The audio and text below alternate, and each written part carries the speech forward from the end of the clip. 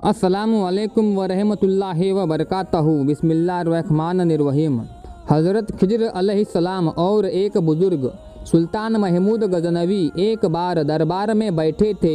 दरबार में हज़ारों अफराद यानी लोग शरीक थे, जिनमें औलिया, कुतुब और उलमा भी शामिल थे। सुल्तान महमूद गज़नवी ने सबको मुखातिब करके कहा, क्या कोई शख्स मुझे हज़रत खिज़र अलैहिस्सलाम की ज़ियारत करा सकता है? सब खामोश रहे। दरबार में बैठा एक गरीब देहाती खड़ा हुआ और कहा, मैं ज़ियारत करा सकता हूँ, मगर मेरी कुछ शर्तें हैं। सुल्तान महमूद गज़नवी ने शर्त पूछी तो कहने लगा, मुझे 6 माह दरिया के किनारे चिल्ला काटना होगा, लेकिन मैं एक गरीब आदमी हूँ, मेरे घर का खर्चा आपको उठाना होगा। तो सुल्तान महमूद गज़नवी ने शर्त मंजूर कर ली और उस शख्स को चिल्ला के लिए भेज दिया और उसके घर का खर्चा बादशाह के ज़िम्मे हो गया। 6 माह गुजरने के बाद सुल्तान महमूद गज़नवी ने उस शख्स को दरबार में हाजिर किया और पूछा तो देहाती कहने लगा, हुजूर, कुछ वज़ाइफ उल्टे हो गए हैं, लिहाजा 6 माह मज़ीद लगेंगे। तो दोबारा 6 माह गुजरने के बाद सुल्तान महमूद गज़नवी ने फिर दरबार लगाया और दरबार में हज़ारों अफराद शरीक थे। उस शख्स को दरबार में हाजिर किया गया और बादशाह ने पूछा, मेरे काम का क्या हुआ? ये बात सुनकर देहाती कहने लगा, बादशाह सलामत। कहा, मैं गुनहगार। और कहा, हज़रत खिज़र अलैहिस्सलाम, मैंने आपसे झूठ बोला, मेरे घर का खर्चा पूरा नहीं हो पा रहा था, बच्चे भूख से मर रहे थे, इसलिए ऐसा करने पर मजबूर हुआ। सुल्तान महमूद गज़नवी ने अपने एक वज़ीर को खड़ा किया और पूछा, इस शख्स की सज़ा क्या है? कहा, इस शख्स ने बादशाह के साथ झूठ बोला है, लिहाजा इसका गला काट दिया जाए। दरबार में एक नूरानी चेहरे वाले बुजुर्ग तशरीफ़ फरमा थे। कहने लगे, बादशाह सलामत, इस वज़ीर ने बिल्कुल ठीक कहा।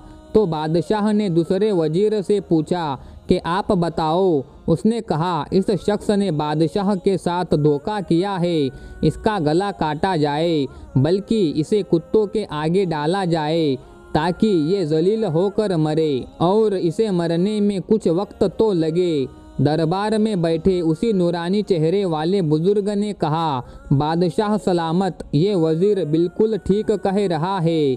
सुल्तान महमूद गज़नवी ने अपने प्यारे गुलाम अयाज़ महमूद से पूछा, आप क्या कहते हो? तो अयाज़ ने कहा, बादशाह सलामत, आपकी बादशाही से 1 साल एक गरीब आदमी के बच्चे पलते रहे, आपके खजाने में कोई कमी नहीं आई और ना ही इसके झूठ बोलने से आपकी शान में कोई फ़र्क पड़ा।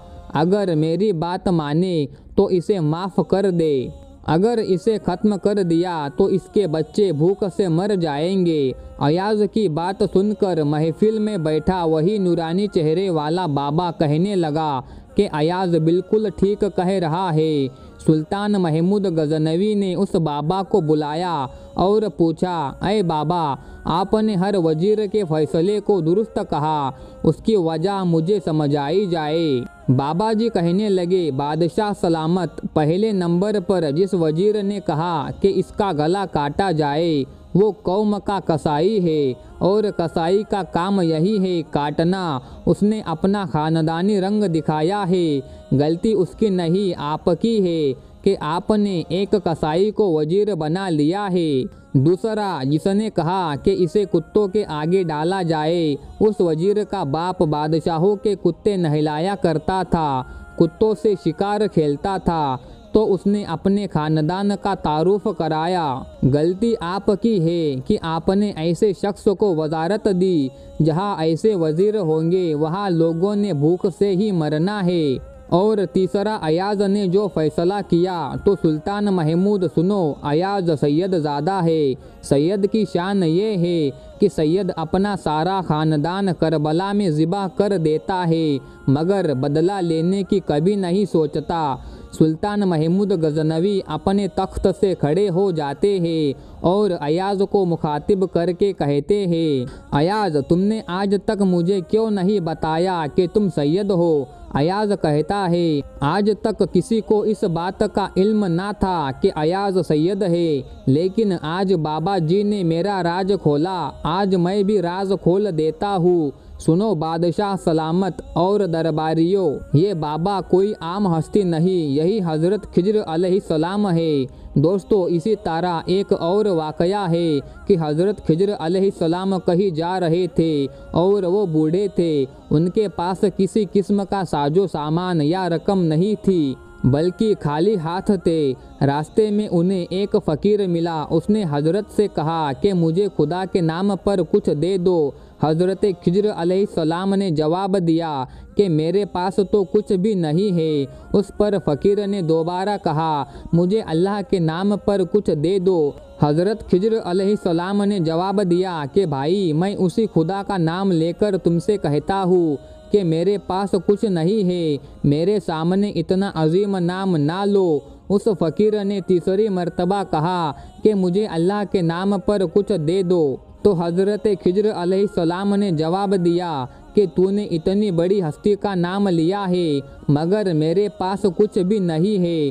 तू ऐसा कर कि मेरे गले में रस्सी डाल और बाज़ार में मुझे ले जाकर फ़रोख्त यानी बेच दे, और मेरी कीमत अल्लाह तबारक व ताला के नाम पर ले ले, क्योंकि अल्लाह का नाम सुनने के बाद तुझे खाली हाथ वापस नहीं लौटा सकता। इस फ़कीर को क्या पता था कि ये अल्लाह तबारक व ताला का बरगुज़ीदा नबी है, ये हज़रत खिज्र अलैहिस्सलाम है। बहरहाल उसने कुछ पूछे बगैर उनके गले में रस्सी डाल दी और बांधकर मंडी ले गया। वहाँ जाकर ऐलान करने लगा कि इस बूढ़े को खरीद कर कौन अपना गुलाम बनाएगा। मंडी के खरीदारों में एक बूढ़ा बंदा भी था। उसने सोचा, ये बूढ़ा काम करने के काबिल नहीं, अगर किसी और ने इसे खरीदा तो इससे खूब काम लेने की कोशिश में इस पर जुल्म करेगा, लिहाजा इसे मैं ही खरीद लेता हूँ। चुनाचे वो बंदा आगे बढ़ा और उसने हज़रत खिज्र अलैहिस्सलाम को खरीद लिया और अपने घर ले आया। उन्होंने आका से पूछा कि जनाब, कोई काम बताइए कि मैं उसे कर दूँ। तो उसने कहा कि आराम करो, कोई काम नहीं है। बहुत इसरार करने पर उसने कहा कि इस कोने में जो पत्थर पड़े हैं उन्हें उठाकर हवेली के दूसरे कोने में डाल दो। आका ने समझा कि गुलाम तो बूढ़ा है, एक दो पत्थर उठाने के बाद थक जाएगा, आराम करेगा, और यूँ कई दिन इसको इसी काम में लग जाएंगे। लेकिन हुआ क्या और कैसे हुआ, अल्लाह तबारक व ताला ही जानता है। कुछ देर बाद जब आका वापस आया तो सारे पत्थर हवेली के दूसरे कोने में पड़े थे। वो हैरान हो गया कि इस बूढ़े ने कई दिनों के काम को, कई जवानों के काम को अकेले चंद घंटों में कर लिया। उसने हैरान होकर पूछा कि तुम क्या चीज़ हो और तुम कौन हो? उन्होंने जवाब दिया कि जनाब, आपका गुलाम हूँ। काफ़ी दिनों के बाद बूढ़े आका ने कहा, ये दीवार बहुत पुरानी और बोसीदा हो चुकी है, इसे गिराकर नई दीवार बना दो। ये कहकर वो बूढ़ा एक कोने में छुप कर बैठ गया ताकि देख सके कि ये बूढ़ा कैसे काम करता है। चुनाचे हज़रत खिज्र अलैहिस्सलाम ने पुरानी दीवार गिरा दी, गारा बनाया और फिर एक पत्थर को गारा लगाकर दीवार बनाने के लिए रखा। यूँ पत्थरों को इशारा किया तो पत्थर तरतीब से दीवार पर लगना शुरू हो गए और देखते ही देखते दीवार खड़ी हो गई। बूढ़ा मालिक दौड़कर आया, उनसे पूछा कि आप कौन है? उन्होंने कहा, मैं आपका गुलाम हूँ। उस बूढ़े आका ने कहा, खुदा के लिए आप मुझे बताइए कि आप कौन है? तो हज़रत खिज्र अलैहिस्सलाम ने जवाब दिया कि मैं बिल्कुल आपको ना बताता, आपने खुदा का नाम लिया है, इसलिए उस अजीम हस्ती के नाम की वजह से बताता हूँ कि मैं खिज्र हूँ। बूढ़ा डर गया, कहने लगा, आप अल्लाह तबारक व ताला के पैगंबर है, मुझसे गुस्ताखी हो गई, बस आप आज़ाद है। ये थे वो लोग जो खुदा के नाम की इतनी लाज रखते थे, तभी तो अल्लाह तबारक व ताला ने इन्हें इतना बुलंद मकाम अता फरमाया। हमें भी अल्लाह तबारक व ताला से डरना चाहिए और अल्लाह तबारक व ताला के नाम की लाज रखना चाहिए। हज़रत जुनैद बगदादी रहमतुल्लाह अलैह फरमाते हैं कि मेरे दिल में एक बार ये ख्वाहिश पैदा हुई कि मैं इब्लिस लईन को देखूं। फिर हज़रत जुनैद बगदादी रहमतुल्लाह अलैह फरमाते हैं कि एक रोज़ मैं मस्जिद के दरवाजे पर खड़ा था कि एक बूढ़ा शख्स आया जो दूर से ही मेरी तरफ देख रहा था, और जब मैंने उसको देखा तो अपने दिल में वहशत और असर महसूस किया। जब वो मेरे नज़दीक आया तो मैंने पूछा, ऐ बूढ़े तू कौन है कि मेरी नज़र वहशत के असर से तुझे देखने की ताब नहीं लाती और तेरी नहुसत की हैबत को मेरा दिल बर्दाश्त नहीं कर पा रहा। वो बूढ़ा कहने लगा कि मैं वही हूँ कि जिसको देखने की तेरे दिल में ख्वाहिश थी। हज़रत जुनैद बगदादी रहमतुल्लाह अलैह फरमाते हैं, उसका जवाब सुनकर मैंने उससे पूछा कि वो कौन सी चीज़ थी जिसने तुझे सैयदना आदम अलैहिस्सलाम को सजदा करने से बाज रखा। वो बूढ़ा कहने लगा, ऐ जुनैद तुम्हारा ये ख्याल है कि मैं गैर खुदा को सजदा कर लेता। हज़रत जुनैद बगदादी उसके जवाब पर हैरान हुए और दिल में उसका कलाम असर करने को था कि आपको दिल में इल्हाम हुआ कि ऐ जुनैद इसे कह दो कि तुम झूठ बोलते हो। अगर तू बंदा था तो अपने रब्बे जुल जलाल के हुक्म से बाहर ना होता और उसकी नाफरमानी के करीब ना जाता। शैतान ने मेरे दिल की आवाज़ सुन ली और चीख मारी और बोला, अल्लाह की कसम तूने मुझे जला डाला, और नज़र से गायब हो गया।